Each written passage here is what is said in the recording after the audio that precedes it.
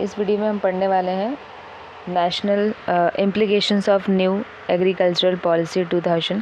इससे पहले हमने नेशनल एग्रीकल्चर पॉलिसी के ऑब्जेक्टिव्स और फीचर्स पढ़ लिए हैं और इस वीडियो में हम पढ़ेंगे implications of national agricultural policy 2000। तो बेसिकली फर्स्ट इम्प्लीकेशन क्या है? Increase productivity. तो increase productivity word is important because productivity means that activity which generate some income, that is called productivity। तो basically because resources are limited, तो productivity तो होनी चाहिए हर एक सेक्टर में, like primary sector, that is agriculture sector, secondary sector and tertiary sector। In every sector productivity is required। तो increase productivity, performance of agriculture below the target is due to the low productivity। yes, तो बहुत simple language में लिखा हुआ है कि अगर हम देखें तो परफॉर्मेंस जो है एग्रीकल्चर का वो क्या है? बिलो द लो प्रोडक्टिविटी है। किसका? Which is much less than not only develop country but even many in the developing country. जो डेवलप कंट्री है उसमें भी ये प्रॉब्लम हम देख सकते हैं, इवन जो डेवलपिंग कंट्री है उसमें भी हम ये प्रॉब्लम देख सकते हैं। किसका? प्रोडक्टिविटी का। तो अगर जो एक्टिविटी हो रही है अगर वो प्रोडक्टिविटी मैनर में हो तो फिर ये जो प्रॉब्लम हम एग्रीकल्चर सेक्टर में देख रहे हैं वो फेस नहीं करनी पड़ेगी। और प्रोडक्टिविटी मतलब क्या होता है कि रिसोर्सेज को वेस्ट नहीं करना। इन द सेंस अगर जो भी प्रोडक्शन हो रहा है लाइक अगर फार्मर बहुत हाइपर लाइक क्वालिटी वाला सीड्स यूज़ कर रहा है फॉर प्रोड्यूसिंग क्रॉप्स, ओके, तो he should use in productive manner. ऐसा नहीं है कि उसने बिना कोई रिसर्च वगैरह किए, हाँ अच्छे से इरिगेशन फैसिलिटी नहीं है, कुछ नहीं है और ऐसी सीड्स को उसने लाइक क्रॉप्स उगाने के लिए प्रोसेस कर दिया, काम कर दिया, तो वो अनप्रोडक्टिव होगा। क्यों? क्योंकि वो बहुत ज़्यादा आउटपुट नहीं दे पाएगा, राइट। तो ऐसे वर्क करना है जिससे कि रिसोर्सेज भी यूज़ हो प्लस आउटपुट भी बहुत ज़्यादा मिले, that is called productivity. And the second point of implication is macro management approach. Yes, the policy implies that changing the approach of addressing agriculture sector from Semitic approach to macro management approach. Central government was expected to assume the role of the advocacy, articulations and the facilitation to help the state in their effort towards the achieving the accelerated agriculture development। yes, macro management क्यों बोला है? क्योंकि basically ये macro है, क्योंकि broad sense है ना, हम पूरे कंट्री के एग्रीकल्चर के ग्रोथ के बारे में बात कर रहे हैं। तो इम्प्लीकेशन क्या बोलता है कि ये जो मैक्रो मैनेजमेंट अप्रोच है वो होना चाहिए। बेसिकली जो गवर्नमेंट है उनको एफर्ट डालना चाहिए, सेंट्रल गवर्नमेंट को, लाइक वो स्टेट गवर्नमेंट, डिस्ट्रिक्ट गवर्नमेंट इनको क्या करे? फैसिलिटेट करें सो दैट एग्रीकल्चर डेवलपमेंट हो और एक्सेलरेशन हो किसमें? एग्रीकल्चर डेवलपमेंट में, that is called macro approach. And third point is adequate and timely inputs। yes, another important area of focus was on providing adequate and the timely inputs including credit। ठीक है, ये बहुत important है। क्यों important है? क्योंकि basically adequate and timely input बोला है कि अगर अब हम देखें कि अगर एग्रीकल्चर सेक्टर है, ठीक है, अगर उसको inputs, timely inputs in the sense जो एग्रीकल्चर सेक्टर में रिक्वायर्ड होता है फॉर प्रोडक्शंस ऑफ क्रॉप्स, मतलब seeds, machinery, raw materials, irrigation facility, credit facility, तो ये सारी चीज़ें जो इनपुट्स मतलब क्या होता है? रिसोर्सेज। ठीक है, इनपुट्स मतलब क्या होता है? रिसोर्सेज। अगर रिसोर्सेज नहीं होंगे अच्छे से, ठीक है, रिसोर्सेज अच्छे से नहीं होंगे तो सीधी सी बात है, रिसोर्सेज ही नहीं है तो जो फार्मर है वो प्रोड्यूस क्या करेगा? ठीक है, तो प्रोडक्शन होगा नहीं, फिर एग्रीकल्चर डेवलपमेंट कैसे होगा? क्योंकि जितना ज़्यादा प्रोडक्शन होगा उतना ज़्यादा क्या होगा? रिसोर्सेज आएंगे फार्मर के पास और फिर वो और प्रोड्यूस कर सकता है। बट टाइमली इनपुट्स की कोई फैसिलिटी ही नहीं है तो प्रोड्यूस क्या करेगा? है ना, सीजनल अनएम्प्लॉयमेंट वैसे ही रहता है। एंड क्रेडिट इम्पॉर्टेंट है।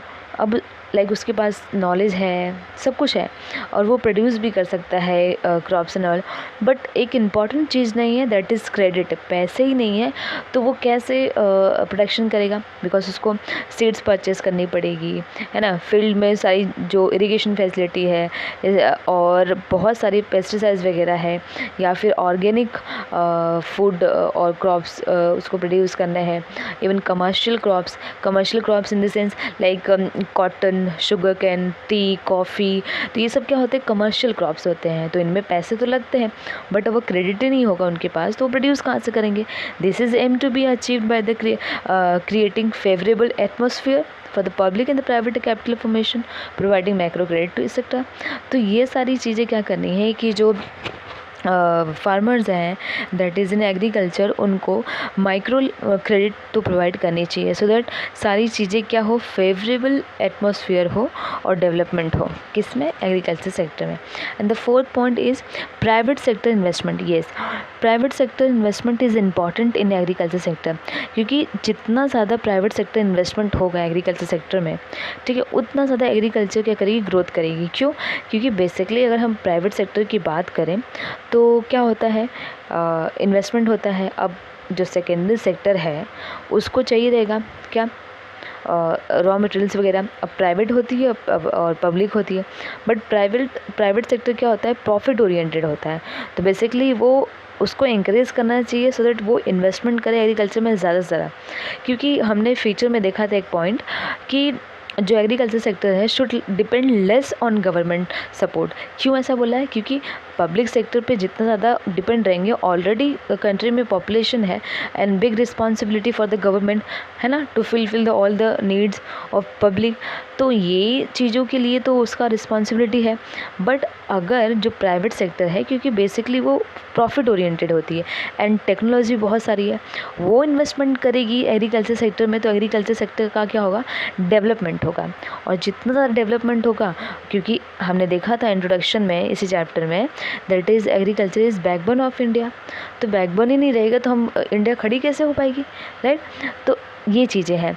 तो the private sector investment in agriculture sector should be encouraged. Increase in the public private sector investment in agriculture will reduce the regional imbalance. Correct, जितना ज़्यादा इन्वेस्टमेंट होगा उतना ज़्यादा क्या हो गया, एम्प्लॉयमेंट जनरेट होगा एग्रीकल्चर सेक्टर में, और हम देख सकते हैं कि इससे जीडीपी भी इंक्रीज़ होगी, है ना। कंट्रीब्यूशन जो है एग्रीकल्चर का वो इंक्रीज़ होगा, दैट इज़ कंट्रीब्यूशन जीडीपी, है ना।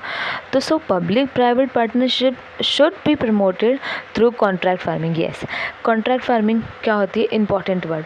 Contract farming in the sense like farmer से, लाइक ये फार्मर है, ठीक है, फार्मर से, और ये प्राइवेट पार्टिसिपेशन है। इसने क्या किया है, इस फार्मर से कॉन्ट्रैक्ट किया है, लाइक आप 1 kg वीट प्रोड्यूस करेंगे, ठीक है, 1 kg वीट प्रोड्यूस करेंगे, और ये कॉन्ट्रैक्ट फार्मिंग हुई है। 1 kg रुपीज़ कितना होगा, 5 रुपीज़ पर kg, ठीक है, सपोज एग्जांपल ले रही हूँ।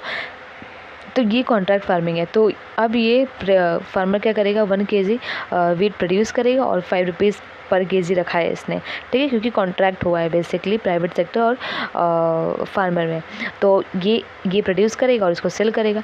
इससे फ़ायदा क्या है कि फार्मर के पास, जो फार्मर प्रोड्यूस कर रहा है ग्रेन्स एंड ऑल, उससे ओवर प्रोडक्शन नहीं होगा, ठीक है। ओवर प्रोडक्शन का मतलब क्या होता है, अभी बहुत ज़्यादा प्रोडक्शन हो जाएगा ग्रेन्स एंड ऑयल का, तो उसको बल्क में प्रोडक्ट है तो उसको सेल आउट करने के लिए उसको कम पैसे में सेल करेगा वो, तो इससे फ़ायदा नहीं होगा फार्मर का, और अंडर प्रोडक्शन होगा तो भी फ़ायदा नहीं है तो बेसिक कंट्री का। तो बेसिकली अब ये सारी प्रॉब्लम फेस नहीं करना पड़े फार्मर को, इसलिए contract farming is the best option. Okay, and the fifth one is increase in investment. Yes, private sector investment and increase in investment. A huge amount of investment is required to provide infrastructure facility to the agriculture sector. Okay, and it includes irrigation, electricity, road. Okay, so basically ये जो चीज़ें हैं ये बहुत important है। Increase investment, क्योंकि अगर हम देखें तो इकोनॉमिक में इन्वेस्टमेंट इज़ द बेस, है ना। अगर इन्वेस्टमेंट ही नहीं है, हम इन्वेस्टमेंट देख रहे हैं, अगर हम इन्वेस्टमेंट ही नहीं है तो इकोनॉमिक ग्रोथ नहीं कर पाएगी। ये सब हम सभी को पता है, क्योंकि जितना हर एक सेक्टर में हम बात कर सकते हैं, क्योंकि हम अभी प्राइमरी सेक्टर पढ़ रहे हैं। क्यों प्राइमरी सेक्टर पढ़ रहे हैं? क्योंकि एग्रीकल्चर प्राइमरी सेक्टर में ही आता है, ठीक है, बैकबोन ऑफ इंडिया ना प्राइमरी सेक्टर में आता है। तो कोई भी सेक्टर हो, सब में इन्वेस्टमेंट इज़ मस्ट ना। अगर इन्वेस्टमेंट ही नहीं होगा तो डेवलपमेंट कैसे होगा? अगर प्रोड्यूसर इन्वेस्टमेंट नहीं करेगा गुड्स एंड सर्विसेज में, तो प्रोड्यूस क्या करेगा? Research and development. देखो 6 पॉइंट है research and development. Basically At present, our research and development program have not succeeded in providing sufficient goods and qualitative inputs such as seeds, fertilizer, tools and inputs. तो बहुत सीधा सा data दिया हुआ है कि रिसर्च एंड डेवलपमेंट सक्सीड नहीं हुआ है हमारी कंट्री में. सफिशिएंट गुड क्वालिटेटिव दिया है यहाँ पे, क्वालिटी, क्वांटिटी नहीं, क्वालिटी. तो क्वालिटी जो होती है सीड्स एंड फर्टिलाइज़र में, टूल्स में, इनपुट्स में है ही नहीं. बहुत ज़्यादा मशीनरी अच्छी नहीं है. सीड्स जो होती है, सीड्स इंपॉर्टेंट होती हैं. अगर सीड्स बहुत हाइपर क्वालिटी की है तो उतनी ज़्यादा डिमांड भी होती है एग्रीकल्चर सेक्टर की. सीड्स इन द सेंस जो ग्रेन्स के सीड्स होते हैं ना, उसकी क्वालिटी होती है. देखो, अगर बासमती राइस लेंगे तो उसका सीड्स अलग होता है, उसकी क्वालिटी अलग होती है ना. अगर हम दूसरा कोलम वगैरह जो राइस होती है उसके सीड्स अलग होती है. तो देखो वो बहुत छोटे छोटे होते हैं साइज़ में वो राइस, है ना, और उनका टेस्ट भी अलग होता है. वैसे देखो अलग अलग सीड्स होती हैं अलग अलग ग्रेन्स की. तो सीड्स बहुत इंपॉर्टेंट होती हैं क्योंकि सीड्स से ही तो क्रॉप्स प्रोड्यूस होंगे. तो सीड्स इंपॉर्टेंट है ना.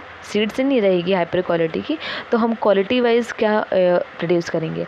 तो हुआ क्या कि रिसर्च एंड डेवलपमेंट में ये सारी चीज़ें सक्सीड नहीं रही क्योंकि सफिशिएंट गुड क्वालिटेटिव इनपुट्स नहीं मिला किसको, फार्मर को.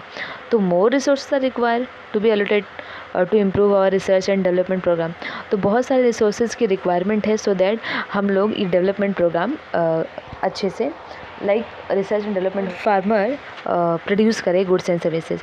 नेक्स्ट पॉइंट है 7, that is use of waste land. Yes, in India according to the estimates has 79.5 million. इतनी जो हेक्टर्स लैंड है वो क्या है, वेस्ट है. Hectares of waste land which is required to be utilise for the agriculture and the forestation. तो ये जो 79.5 मिलियन हेक्टर्स जो लैंड है वो क्या है, वेस्ट है. उसको क्या करना, एग्रीकल्चर में कन्वर्ट करना, because agriculture is backbone of India. And next point हम देखेंगे इंक्रीज प्रोडक्टिविटी.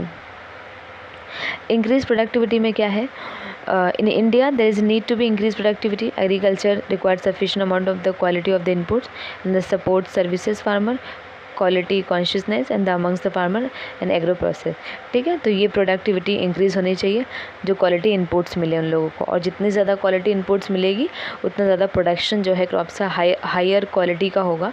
और जितनी अच्छी क्वालिटी होगी उतना हमारा एग्रीकल्चर सेक्टर मार्केट ओरिएंटेड बनेगा और एक्सपोर्ट इम्पोर्ट कर सकेगा. क्योंकि अगर अच्छे ग्रेन्स हमारी इंडिया प्रोड्यूस करेगी तो एक्सपोर्ट इम्पोर्ट अच्छा होगा अगर हाइपर क्वालिटी के सीड्स रहेंगे तो. 9th one that is last point of implications of national agricultural policy, area specific development strategy. In vast country like India, with the difference in the quality of soil, weather, environment, it is necessary to develop area specific strategy to promote agricultural growth. Yes, एक zone होता है agriculture zone. इस zone होता है like अगर हम area specify करें कि लाइक साउथ में राइस की क्वालिटी बहुत अच्छी होगी, है ना, नॉर्थ में वीट की क्वालिटी बहुत अच्छी होगी. तो ऐसे क्या करना चाहिए, क्योंकि इंडिया जो है उसकी जो weather condition, okay, weather condition, environment, quality of soil ये डिफरेंट होती है ना. With the difference in the quality, it is necessary to develop the area specific strategy to promote the agriculture. तो ऐसे पर्टिकुलर एरिया डेवलप करो जिसमें बहुत अच्छी, जहाँ पे भी क्रॉप्स की क्वालिटी बहुत अच्छी होती है. तो ऐसे पर्टिकुलर जहाँ पे सॉइल बहुत अच्छी है, बहुत फर्टिलाइज़र है, ठीक है, तो ऐसे सॉइल में हम टी, कॉफ़ी जो है अलग अलग, हम खुद देखते हैं इंडिया में अलग अलग स्टेट में अलग अलग चीज़ों के लिए स्पेशलाइज्ड है वो, है ना. अगर असम वगैरह ये सारी चीज़ें हम देखें तो टी, कॉफ़ी, रबर, है ना, स्पाइसेस. तो ये हर एक पर्टिकुलर एरिया जो जोन होती है अलग अलग प्रोडक्शन के लिए फेमस है. तो उसके अकॉर्डिंग इस चीज़ पे काम करना चाहिए. तो एग्रीकल्चर सेक्टर में क्या होगा, ग्रोथ होगा. ठीक है, तो इम्प्लीकेशंस हमने सारे पॉइंट कवर कर लिए. आई होप आप लोग को समझा होगा. Thank you so much.